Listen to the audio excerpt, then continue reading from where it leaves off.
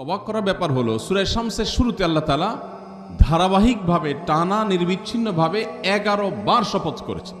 কি এমন গুরুত্বপূর্ণ কথা যেটা বান্দাকে বলার জন্য আল্লাহ তাআলা 11 বার শপথ করেছে? এর ধারে কাছের সংখ্যার শপথ গোটা কোরআনের কোথাও নেই। প্রিয় ভাইরা আমার, সেটা হলো আত্মশুদ্ধি, আত্মনিয়ন্ত্রণ, আত্মসংযম। এই বিষয়টার গুরুত্ব বোঝাতে গিয়ে আল্লাহ 11 বার শপথ করে বলেছেন, কদ আফলাহা মান যাক্কাহা ওয়া কদ খাবা মান দাসাহা। যে নিজেকে পরিশুদ্ধ করতে পারল, নিজেকে পবিত্র করতে পারল। তার অভ্যাস ছিল মিথ্যা বলা, কিন্তু সে ছেড়ে দিয়েছে।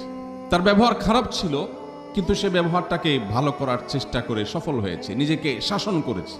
তার মধ্যে লোভ ছিল, মোহ ছিল, সে নিজেকে নিয়ন্ত্রণ করতে পেরেছে। তার বদভ্যাস ছিল মোবাইলে হারাম জিনিস দেখা, সে সেখান থেকে বেরিয়ে এসেছে। তার বদভ্যাস ছিল হারাম জিনিস শোনা, সে সেখান থেকে সরে এসেছে, ট্র্যাক চেঞ্জ করেছে। জাহান্নাম